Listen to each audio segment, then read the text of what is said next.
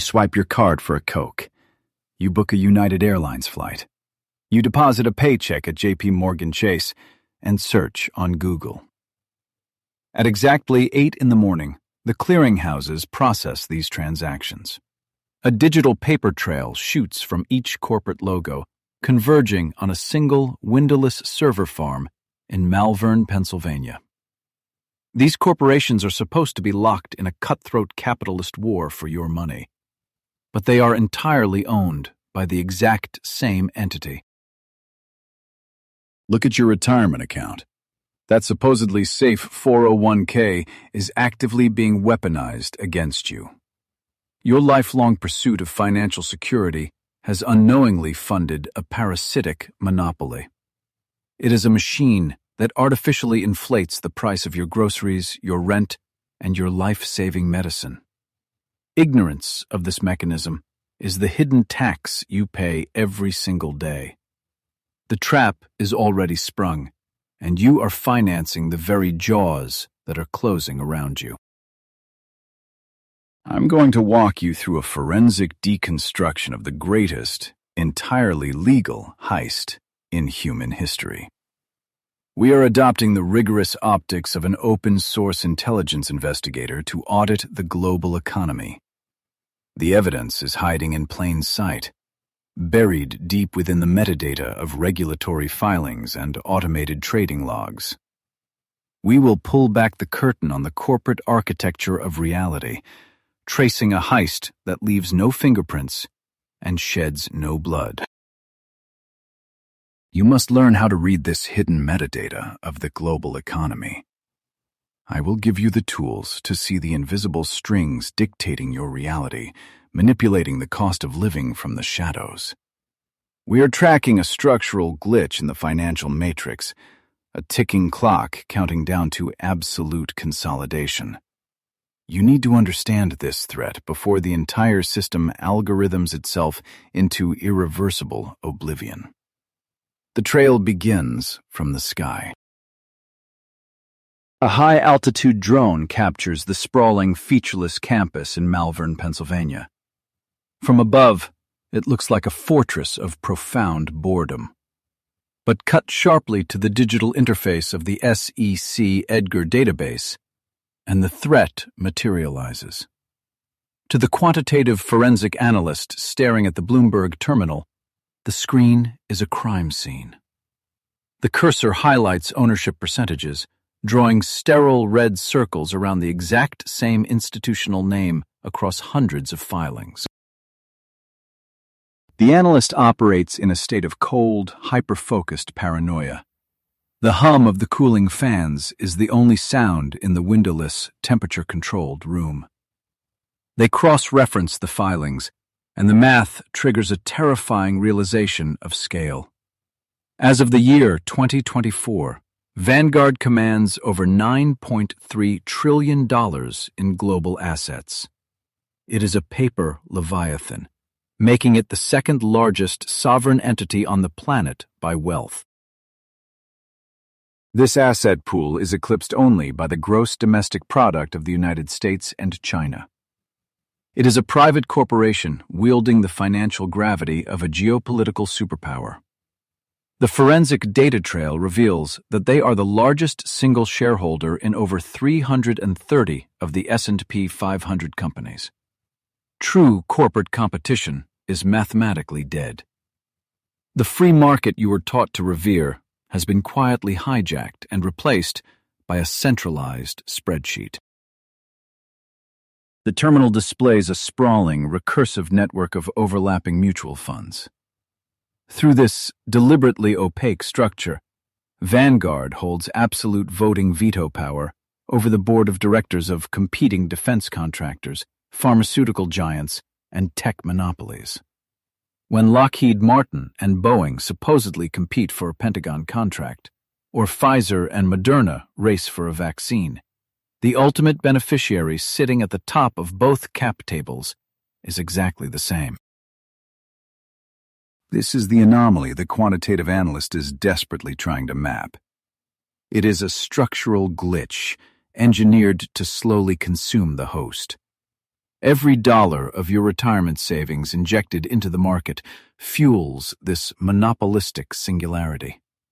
The algorithm operates without emotion, without antitrust oversight, and without limits.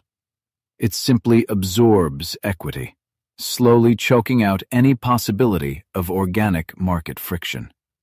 We are witnessing an architectural flaw in modern capitalism. The investigator pulls up a historical archive of antitrust lawsuits, matching them against current institutional ownership records. The contradiction is glaring. A century ago, the government broke up oil monopolies with hammers. Today, the monopoly is written in code and legally protected as a passive investment vehicle. It is the perfect crime, executed in broad daylight under the guise of financial democratization. They built a cage around the economy and called it diversification. We have tracked the capital leak to its source. The terminal flashes with real-time trade executions, millions of microtransactions reinforcing the cage. The evidence is undeniable. A single entity has engineered a system where they capture the profit regardless of which corporation wins or loses. The risk is completely socialized, borne by you, while the absolute authority is fiercely centralized in that windowless server farm in Pennsylvania. This brings us to the ultimate paradox of ownership, a mathematical impossibility that regulatory agencies refuse to acknowledge.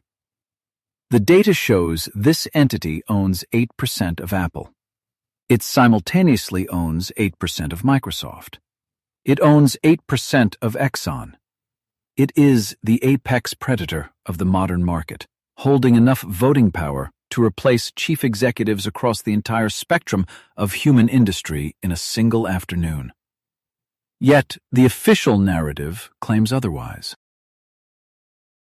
The analyst stares at the blinking cursor, the weight of the anomaly settling in the cold room. The paperwork filed with the Securities and Exchange Commission classifies these trillions as strictly passive investments. This is the mystery we must unravel to survive the coming collapse. How can one company own 8% of every major competitor on Earth, dictate the survival of global industries, and yet legally claim to control absolutely nothing? How does an entity dictate the survival of global industries while legally claiming to control nothing? To investigate the origin of this crime scene, you have to look past the cold, blinking lights of modern high-frequency trading servers. The researcher sits in a windowless Department of Justice reading room, surrounded by floor-to-ceiling boxes of redacted corporate governance filings. The air is heavy with the scent of yellowing paper and the sheer exhaustion of tracking a systemic hijack. The anomaly we are tracking did not begin with a sudden violent market crash. It began as a slow, irreversible bleed, a legal loophole that mutated over decades into an apex predator. We are looking for the exact moment the architects of this system slipped past the government alarms. When you comb through the microfiche, searching for the genesis of this massive capital leak, you expect to find a complex offshore transaction. Instead, you find a public relations campaign aimed at your wallet. This is the nature of the perfect financial crime. The perpetrators do not break the door down. They convince you to hand over the keys. The researcher threads a spool of microfilm into the projector, the harsh light revealing the original prospectus of a seemingly harmless financial product. It is a document filed away long before algorithms ruled the earth. But this faded piece of paper is the exact blueprint for a financial singularity that fundamentally broke the physics of capitalism. The date on the file is 1976.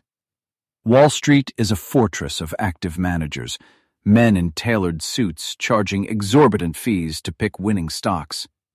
Into this arrogant ecosystem steps John Bogle, proposing an entirely new vehicle, the first index investment trust.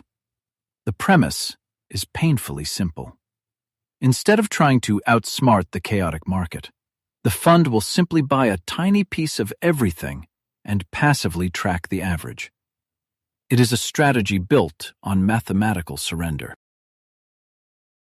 The established elites of finance look at this passive model and laugh. The archival records show they aggressively mocked the creation, dubbing it Bogle's folly. Why would anyone settle for average returns when they could hire experts to beat the street? The mockery echoes through the financial press of the era. But the researcher staring at the screen knows the terrible irony. That laughter provided the ultimate cover for a Trojan horse that would eventually swallow the banking sector whole. The architects of this anomaly understood a fundamental weakness in human psychology. We will trade almost any long-term power for a short-term discount. The bait for this trap was the promise of cheap, democratic investing. The hook, hidden deep within the impenetrable legal jargon of the user agreement, was your absolute surrender of economic voting rights. You thought you were buying a safe, low-maintenance retirement vehicle. You did not realize you were funding your own disenfranchisement.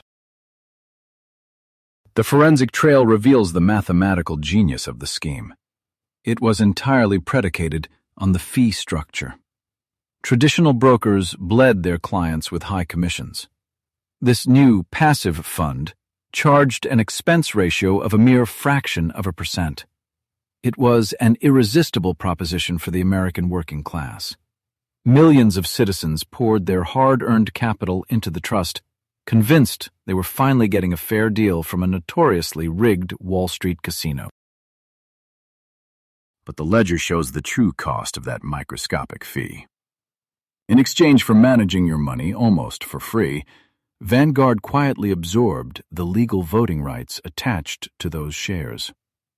When you buy an individual stock, you get a vote in how that corporation operates. When you buy into their index, that right is structurally transferred from you, the individual citizen, directly to a centralized corporate entity. You keep the financial exposure, but they extract the absolute political leverage. This is the moment the liquidity bomb was armed.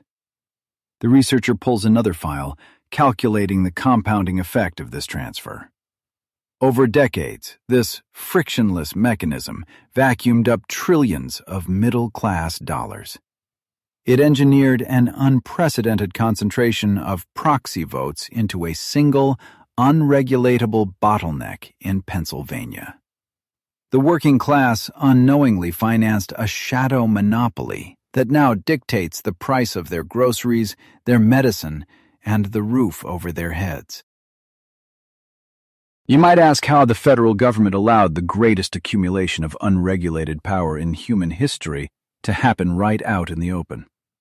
To find the alibi, the investigator has to dig even further back into the archives, long before Bogle's folly was ever conceived. The architecture of this hostile takeover relies on a piece of legislation drafted during the Roosevelt administration. It is a loophole so massive that an entire shadow economy was able to drive right through it, unnoticed.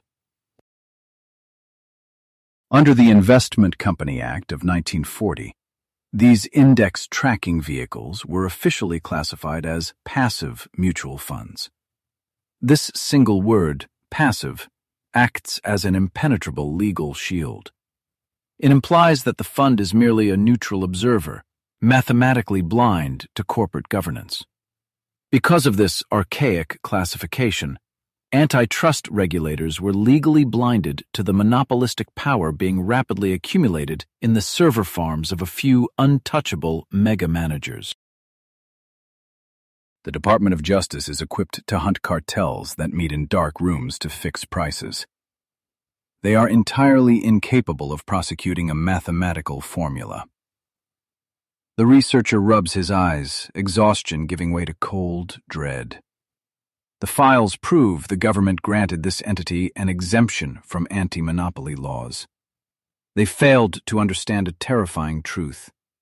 When scaled to trillions of dollars, passive ownership becomes mathematically indistinguishable from total, aggressive market control.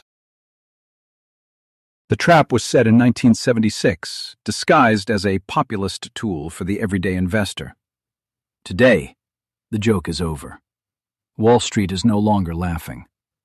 Those dusty paper prospectuses have mutated into a digital leviathan, silently executing millions of trades per second, immune to both competition and federal oversight. We have mapped the coordinates of the loophole. Now, we must analyze the living data to see exactly how this paper beast manipulates the physics of your daily survival. The living data reveals a crime scene hidden in plain sight. We know the passive beast accumulated your wealth, but the true horror lies in how it deploys that capital to break the fundamental laws of supply and demand. Through the lens of the quantitative forensic analyst, the terminal screens in New Jersey stop showing an abstract market. They show a rigged casino. The metadata proves that the concept of a free market is completely dead. The analyst pulls up the corporate governance feeds for two bitter rivals. On the left monitor, the mahogany-paneled boardroom of Delta Airlines. On the right, the equally tense executive suite of American Airlines. Two distinct corporate empires, ostensibly locked in a brutal war for your travel dollars. The executives sweat, debate strategy, and project the illusion of cutthroat capitalism. But the forensic paper trail reveals a darker truth. The camera of our investigation pushes past the CEOs to the quiet figures sitting at the back of both rooms. The analyst traces the voting power of these proxy representatives. The digital red lines of ultimate authority do not point to competing interests. They converge on the exact same servers in Malvern, Pennsylvania. The bitter corporate rivals are answering to the identical apex predator. The illusion of choice shatters right here. This architectural anomaly forces a terrifying question. Why would two companies fight to the death if their ultimate master is the same entity? The answer is the bedrock of monopoly logic. If you own a single gas station, you slash prices to destroy the guy across the street. But if you own every single gas station in the city, a price war is financial suicide. You simply lock the doors, coordinate the meters, and bleed the consumer dry. To prove this structural extortion, the analyst applies a forensic framework known as common ownership theory. This is not a fringe hypothesis. It is the grim reality of modern economic physics. The mathematical models dictate that when identical institutional investors control the dominant shares across competing firms, the basic friction of the market evaporates. The incentive to undercut rivals is surgically removed from the corporate DNA. Through the cold glow of the Bloomberg terminal, the analyst watches this theory execute in real time. The algorithms managing these trillions do not care about building a better product or offering you a cheaper service. They are programmed for aggregate portfolio optimization. When Vanguard owns the entire sector, competition becomes a glitch that reduces overall profit. So, the competing firms mathematically cease to compete on price. We are not talking about abstract economic models. The investigator extracts the suppressed findings of a 2018 Department of Justice probe into the airline industry. The documents detail an ecosystem where executives subconsciously, or perhaps overtly, understand their true allegiance. They recognize that slashing ticket prices to win your business would directly anger their largest mutual fund shareholders. The forensic data from the 2018 probe is a smoking gun. It suggests that commercial airline ticket prices were up to 12% higher across the board. This premium existed purely because of the sterile, frictionless environment engineered by shared megafund ownership. The airlines did not collude in a smoke-filled room.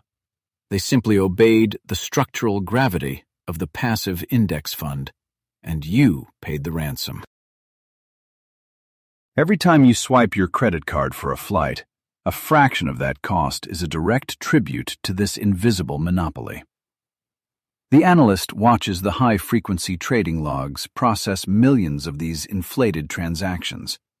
It is a seamless, highly optimized extraction machine. The 12% surcharge is not driven by fuel costs or pilot salaries. It is the literal price of artificial market stagnation, quietly siphoned from your bank account.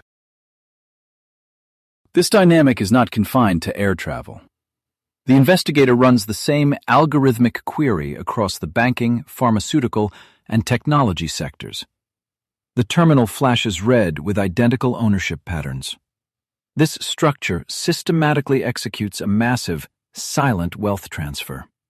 It shifts capital away from the working consumer, who is forced to navigate a landscape of artificially inflated oligopoly prices just to survive.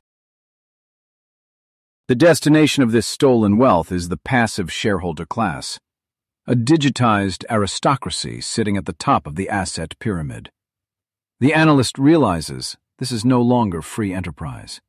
It is an invisible tax levied on the global population by a private entity. You are paying a daily premium on your own existence, funding the very algorithms that actively dismantle your purchasing power and your economic freedom. The silence in the New Jersey server room feels suffocating. The investigator has mapped the crime and identified the weapon, but a deeper, far more terrifying anomaly remains hidden in the proxy voting logs. To maintain this artificial pricing matrix across thousands of companies, the Leviathan must exert physical control over the corporate boards. They must dictate the actions of human executives without ever appearing to give an order. How does a single asset manager in a quiet Pennsylvania suburb physically cast the deciding votes for the entire global economy? The math dictates that human oversight is impossible. The analyst opens the automated proxy execution files and discovers a nightmare of delegation. The system has outsourced the governance of human civilization to unfeeling machines, setting the stage for a systemic vulnerability that no one can stop. The proxy logs streaming across the monitors in this windowless server room hold the answer to our ultimate structural question. We established how a single entity legally cornered the market and eliminated your pricing power. But possessing absolute authority over the entire global economy brings a severe logistical nightmare. How does a single company physically cast the deciding votes for the fate of human civilization without collapsing under its own bureaucratic weight? Look closely at the cascading data on these screens. Millions of corporate mandates flash by in fractions of a second, deciding everything from energy infrastructure to pharmaceutical patents. We are hunting for the phantom voters, the actual individuals pressing the button when $1 trillion speaks. You might expect a sprawling army of elite financial analysts debating the future of these corporations. Instead, I find only cold, automated silence and the hum of server racks. The sheer volume of this machinery defies human comprehension. To maintain this artificial pricing matrix, the Leviathan must exert physical control over the boardrooms of your life. The data trail reveals that Vanguard executes over 30 million corporate proxy votes annually. Let that scale sink in. 30 million individual decisions required to steer the most powerful corporations on Earth. It is an absolute, undeniable logistical impossibility for flesh and blood analysts. If a human analyst spent just 5 minutes reviewing each corporate ballot, reading the dense legal filings and financial disclosures, it would take hundreds of lifetimes to process a single year of governance. Yet the terminal in front of me registers a relentless, uninterrupted stream of completed ballots. The system is not paralyzed by this workload. It is thriving on it, consuming the democratic process of capitalism at the speed of fiber optic data transmission.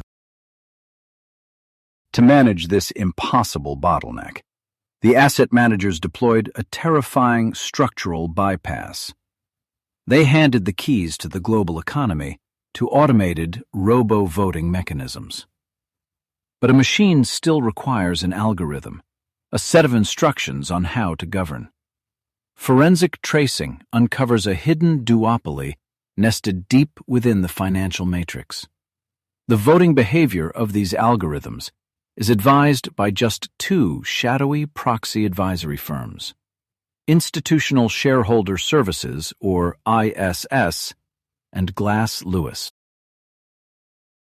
You have likely never heard of ISS, or Glass Lewis. Yet these two unelected, unregulated entities generate the baseline code for global corporate governance. They act as the central nervous system for the phantom voters, dictating policy recommendations for trillions of dollars in passive capital. By outsourcing their thinking to this duopoly, the megafunds have engineered a horrifying bottleneck of corporate control. The diversity of free market thought has been reduced to a binary script. This is the weaponization of apathy on an industrial scale.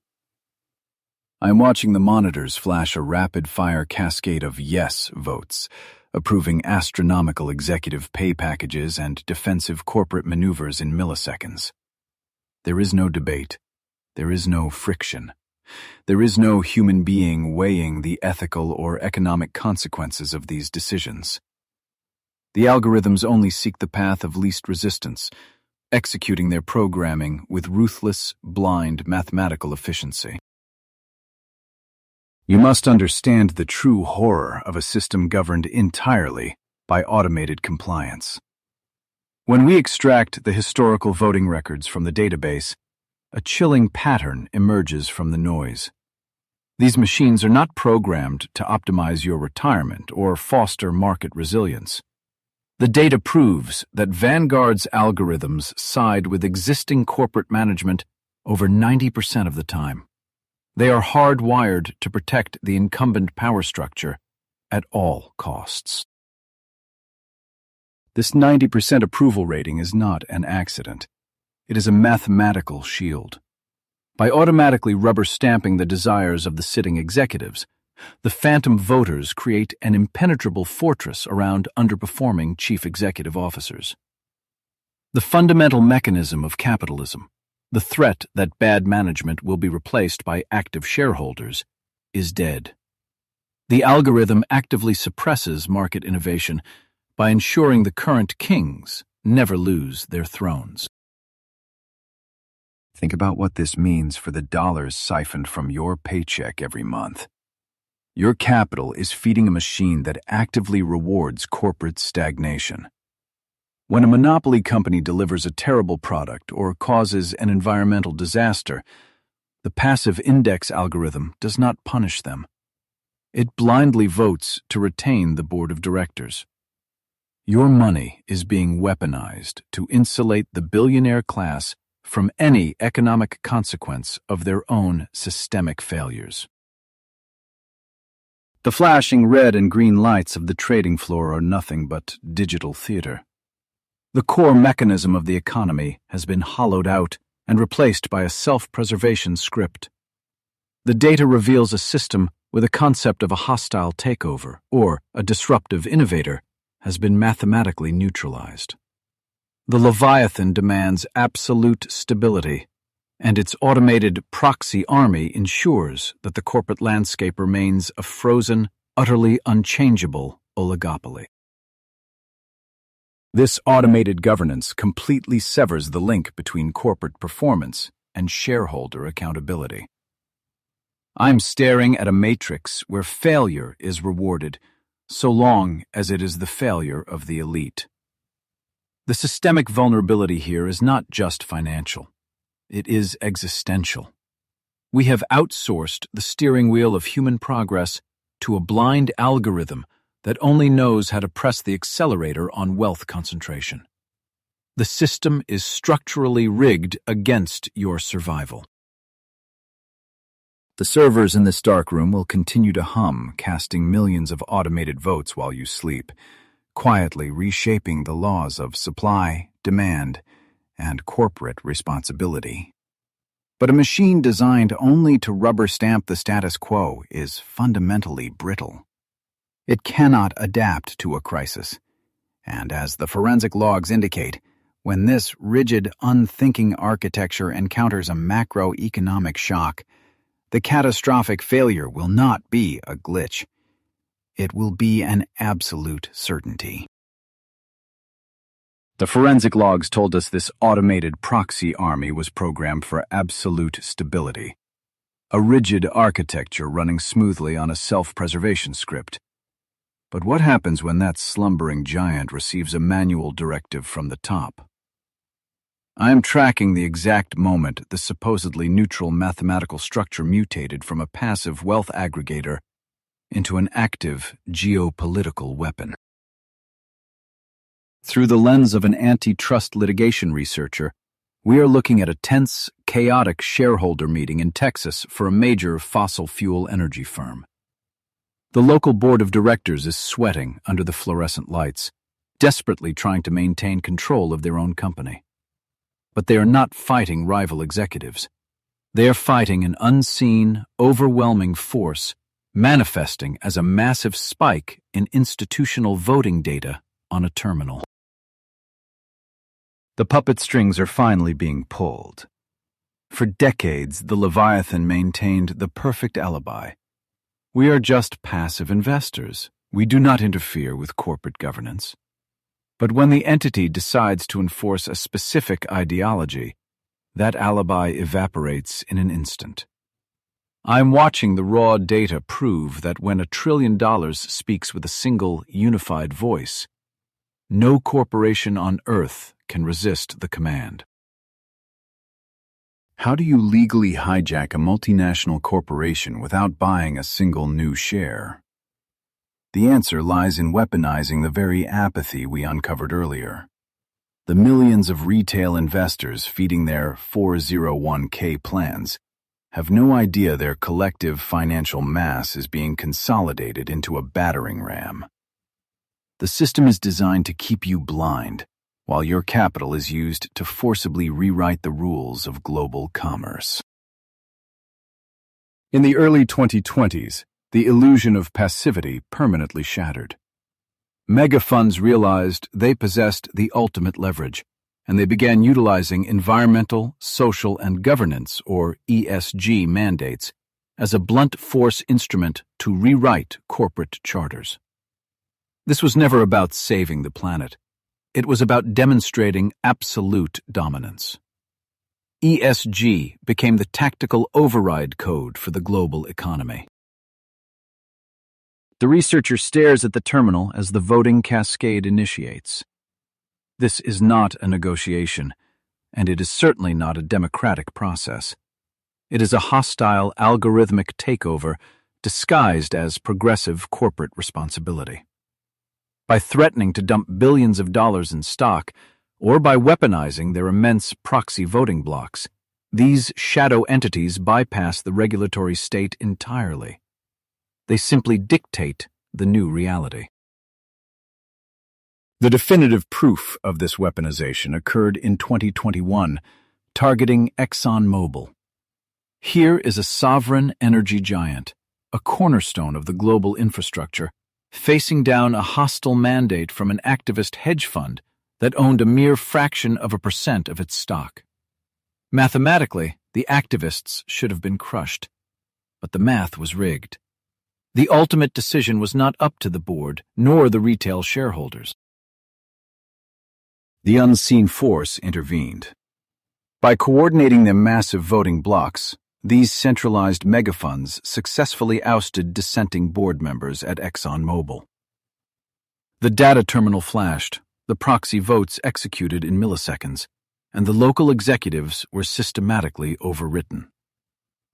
I am looking at the digital autopsy of a corporate coup d'etat, executed with flawless precision from a server farm in Pennsylvania. Think about the terrifying scale of what was achieved in that Texas boardroom. These unelected financial managers proved they could bend sovereign energy policy, alter global supply chains, and completely restructure a foundational industry without a single democratic election. They bypassed the United States government entirely, using your retirement money to force a change in the core infrastructure of the nation. This is the moment the true architecture of our reality is laid bare. We are witnessing the ultimate privatization of geopolitical power. If the sheer scale of this financial weaponization blows your mind, hit the like button right now. And to ensure you do not miss the final solution to this monopolistic mystery, subscribe and tell me in the comments, did we ever truly have a choice, or was the game rigged from the start? The antitrust litigation researcher closes the file, exhausted by the sheer magnitude of the legal loophole. You cannot file a monopolistic lawsuit against an entity that claims it does not actually own anything. The paper trail is legally immaculate. The databases show compliance, but the raw metadata reveals a totalitarian control structure. The law is a 20th century analog shield trying to stop a 21st century quantum laser. The Texas shareholder meeting adjourns in stunned silence. The executives pack up their briefcases, knowing they are now merely middle managers answering to an invisible algorithm. The concept of the free market, the idea that a company is guided by its founders or its customers, is officially dead. It has been replaced by a centralized command economy, dictated by the absolute mathematical weight of passive index funds. The dormant giant is fully awake, and it has successfully tested its ability to override sovereign corporate policy. But this level of aggressive societal engineering requires an unbreakable power structure. If these entities can dictate the fate of the world's largest energy producers, we must ask the final, terrifying question: who exactly holds them accountable? To find the answer, we have to follow the data up to the ultimate financial event horizon. The trail of absolute control leads directly out of that Texas boardroom and plunges straight into the transatlantic fiber optic cables pulsing beneath the ocean floor. Sitting in this windowless, temperature-controlled room in New Jersey, I watch the network map glow violently across the Bloomberg terminal array. The humming servers trace the flow of trillions. We have witnessed the deployment of a financial weapon. Now we must follow the money upward to find who keeps the Leviathan in check. The answer to that question is a terrifying mathematical paradox. If a single entity dictates the policy of global energy producers and airlines, who dictates the policy of the entity itself? I run the ownership diagnostics, searching for a parent corporation, a regulatory leash, or a higher apex predator. The query returns a glitch in the very fabric of free market capitalism. We are staring into the ultimate paradox of the shadow economy.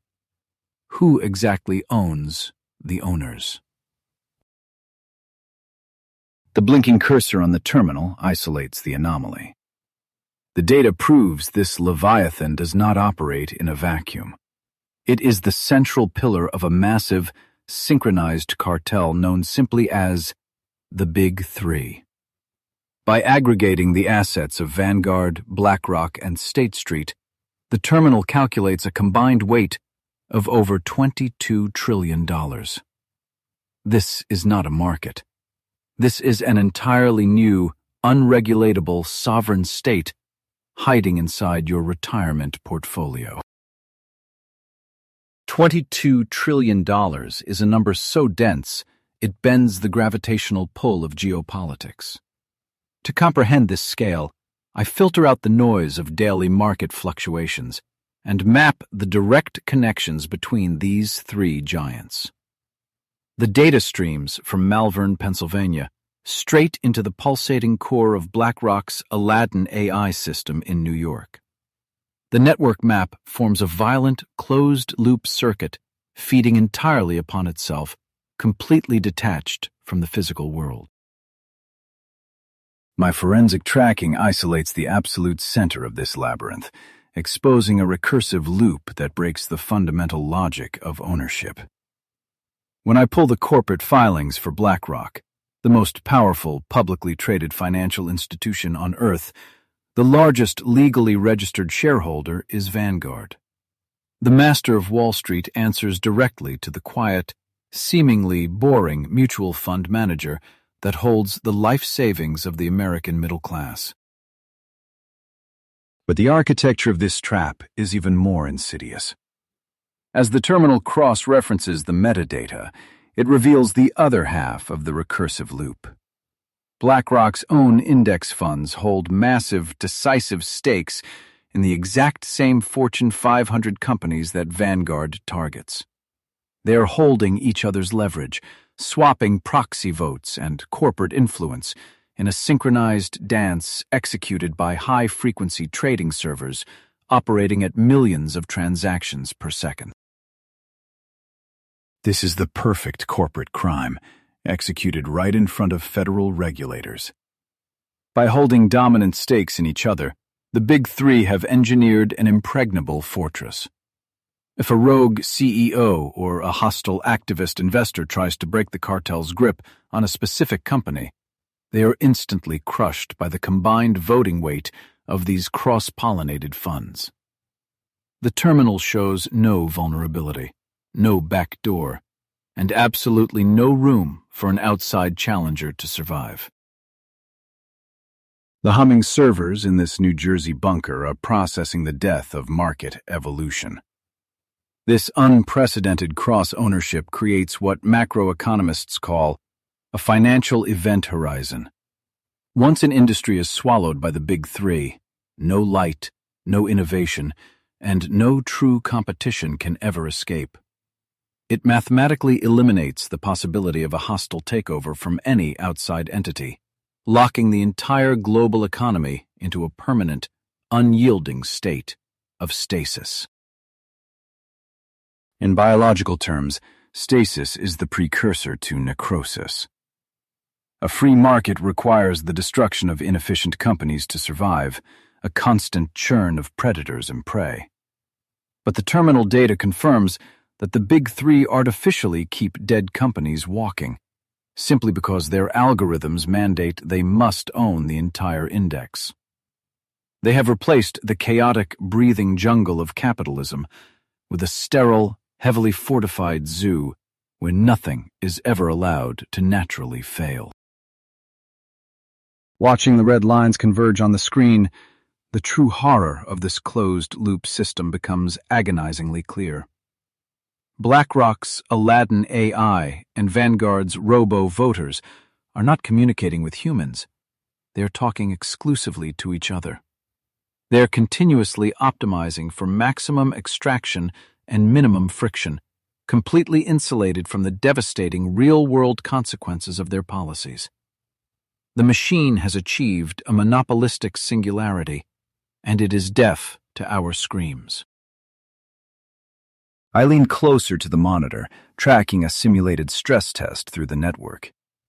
If this singularity controls $22 trillion without internal competition, what happens when a systemic shock hits the grid? The transatlantic cables do not just carry proxy votes. They carry the structural integrity of the entire Western financial system.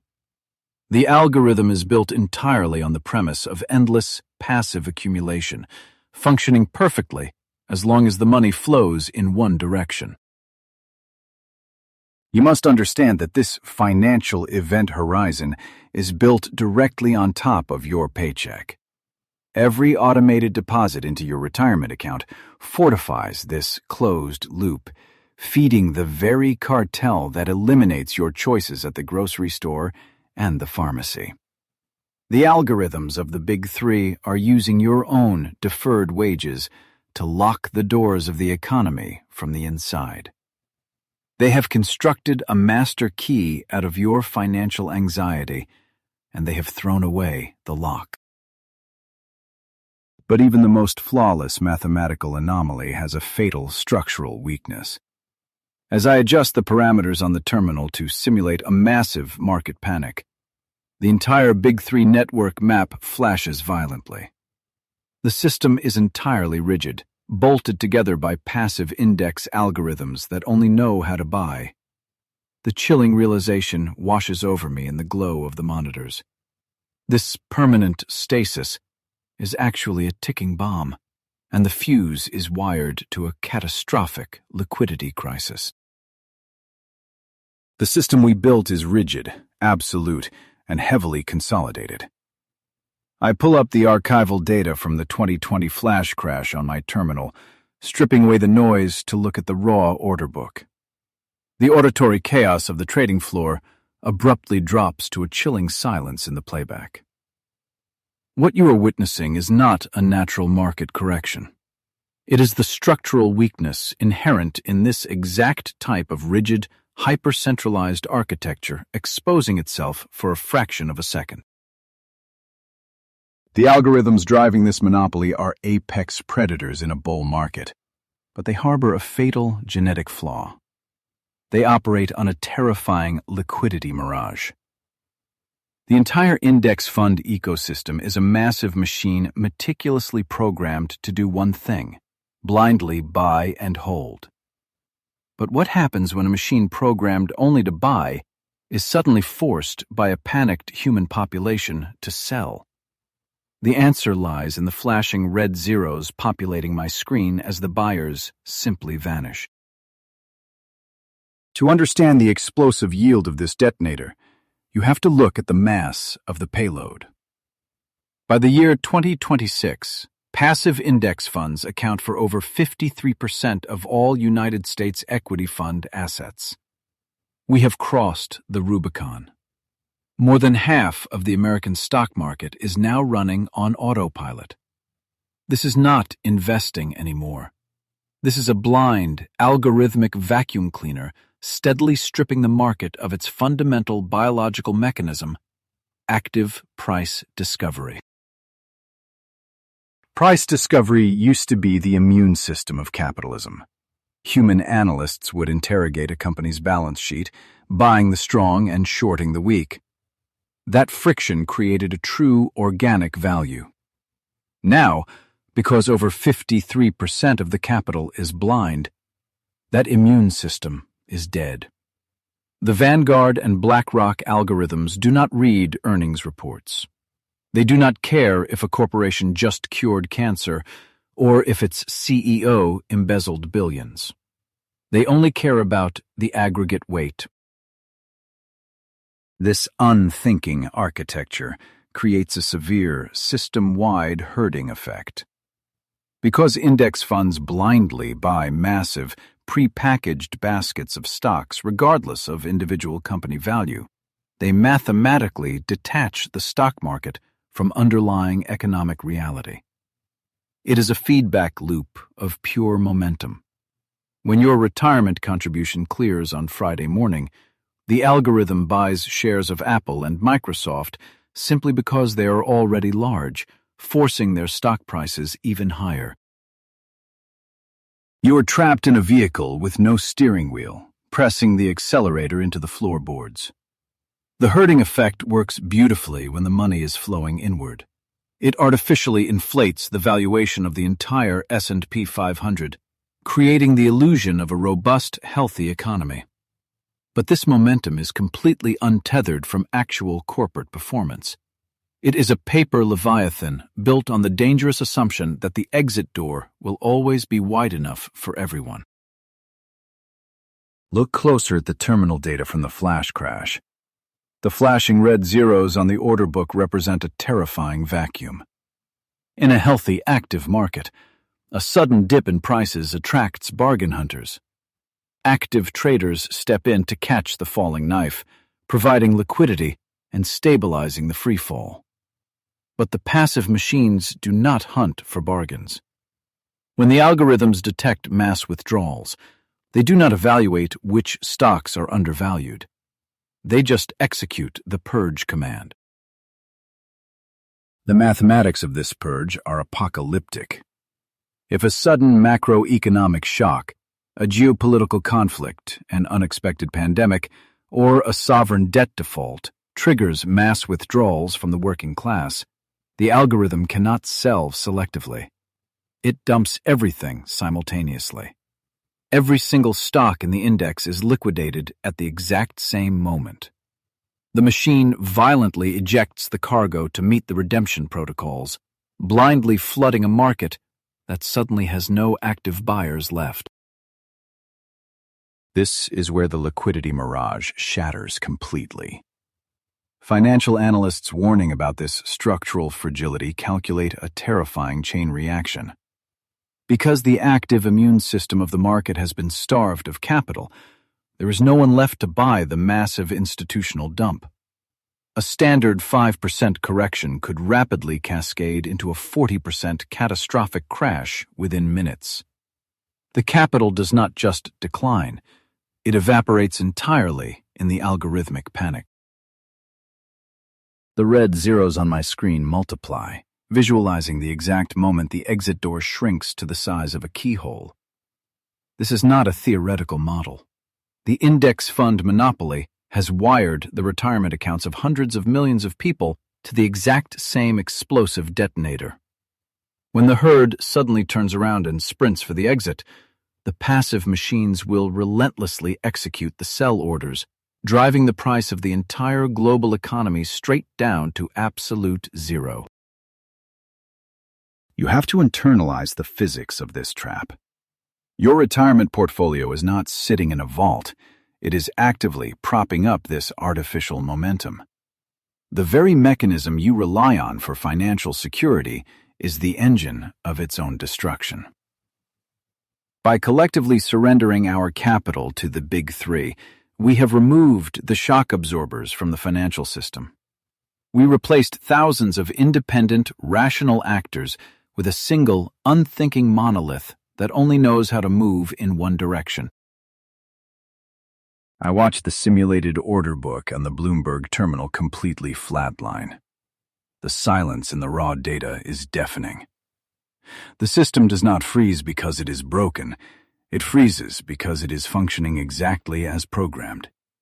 The index algorithm is executing its mandate with flawless, sociopathic precision.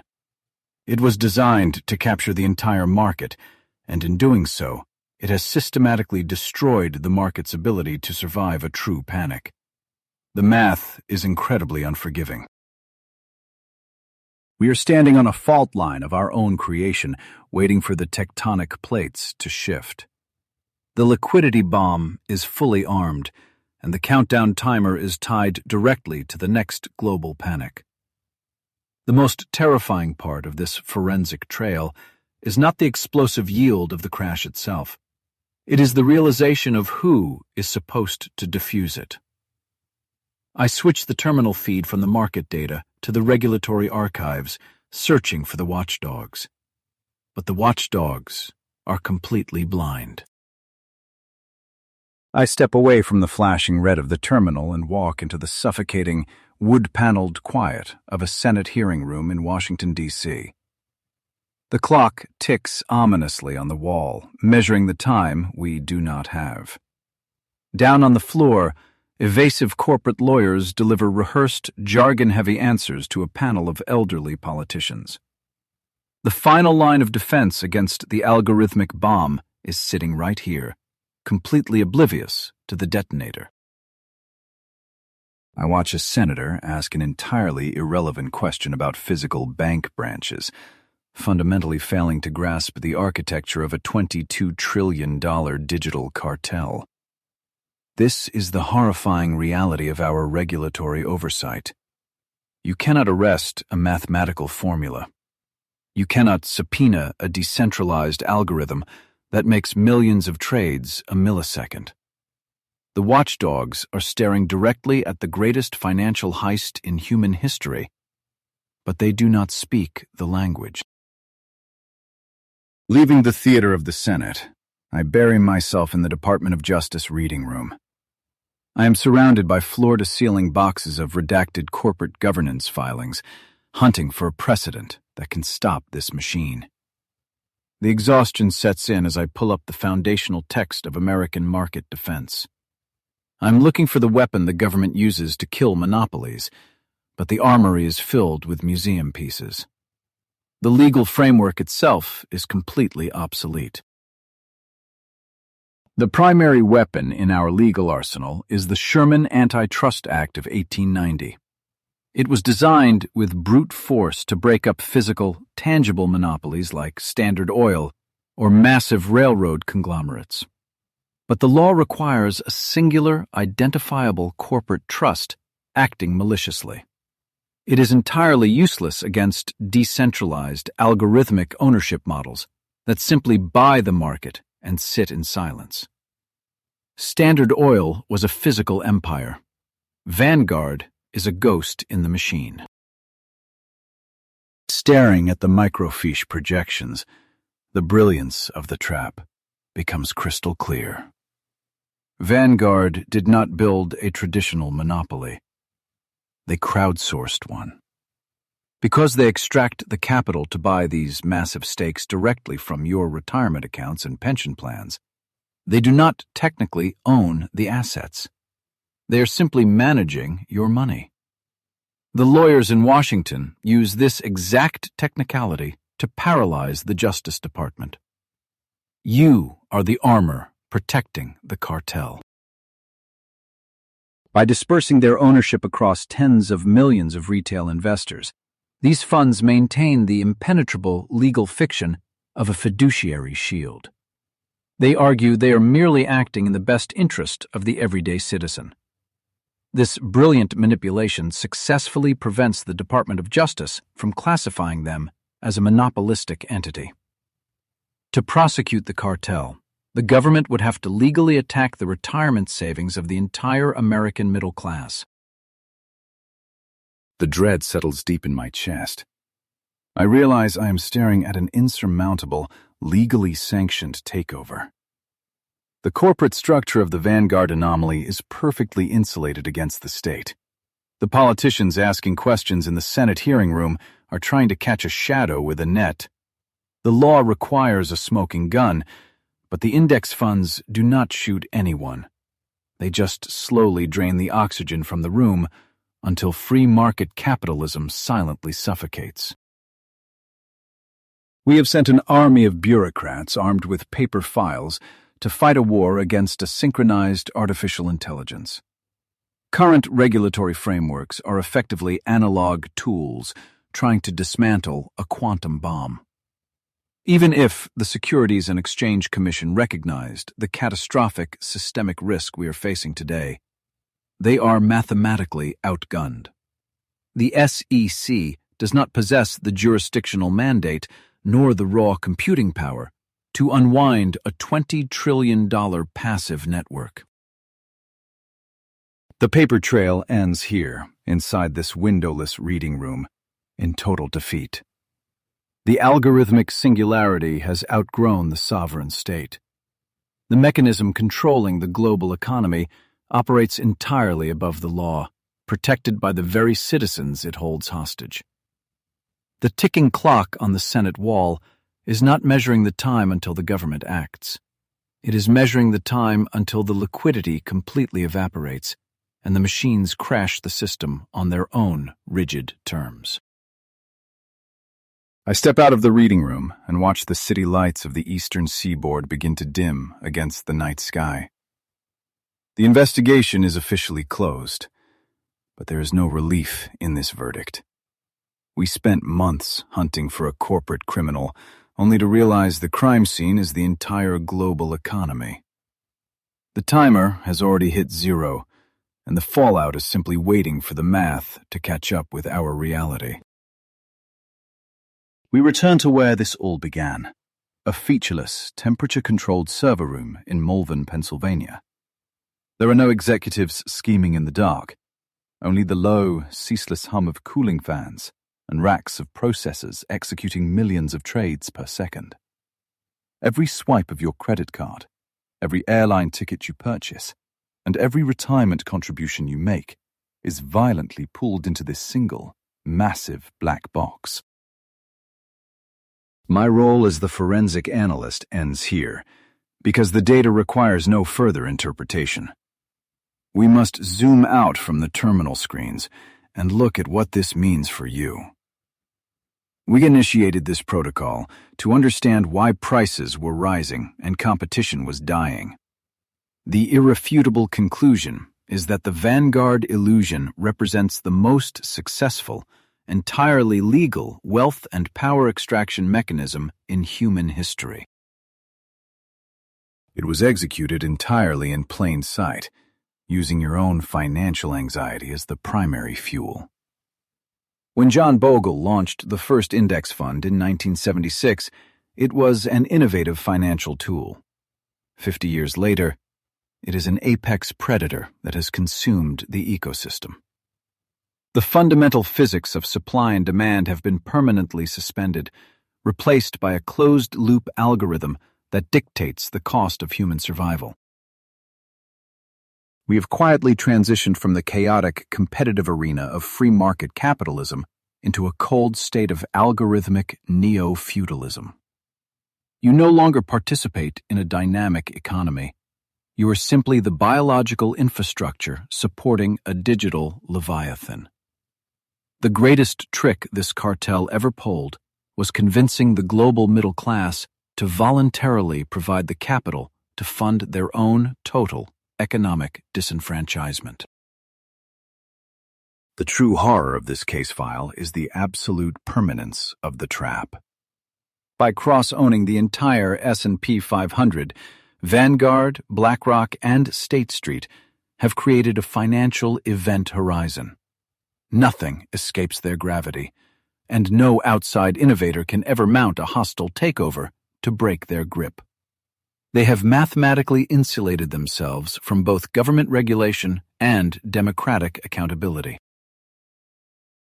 We are left staring at a ticking quantum bomb built on the mirage of infinite liquidity. 53% of all United States equity fund assets are now entirely blind to the actual value of the companies they own. When the next macroeconomic shock inevitably hits, these machines will not evaluate. They will simply liquidate. A standard 5% correction will cascade into a 40% vertical drop in a matter of minutes. The regulators in Washington are standing on the tracks, waving analog rule books at a digital freight train. Unless the fundamental legal definition of passive ownership is aggressively rewritten, this economic singularity will finalize. The law must evolve to recognize that when an algorithm controls $22 trillion, it is never truly passive. Until that happens, the federal government is merely a spectator. If this forensic audit has fundamentally altered how you view the architecture of your own life, leave your verdict in the comments below. Hit the like button to confirm this data has bypassed the algorithmic suppression, and subscribe to the channel to keep this investigation alive. The market may be compromised, but our collective capacity to decode their operating system is the only defense we have left against total financial submission. The final report is compiled, the evidence is logged, and the structural integrity of our global market has been proven fatally compromised. We built a machine to secure our futures, but we forgot to program it with a conscience. Now it operates with cold, terrifying efficiency, buying up the earth fraction by fraction, unaware and uncaring that it is engineering the ultimate collapse of the very civilization it feeds upon. The lights on the server racks will continue to blink, steadily transferring the wealth of nations into an untouchable digital void. You do not own your portfolio. The portfolio owns you. The era of free enterprise has officially concluded, and the master key to the global economy now belongs permanently to the machines.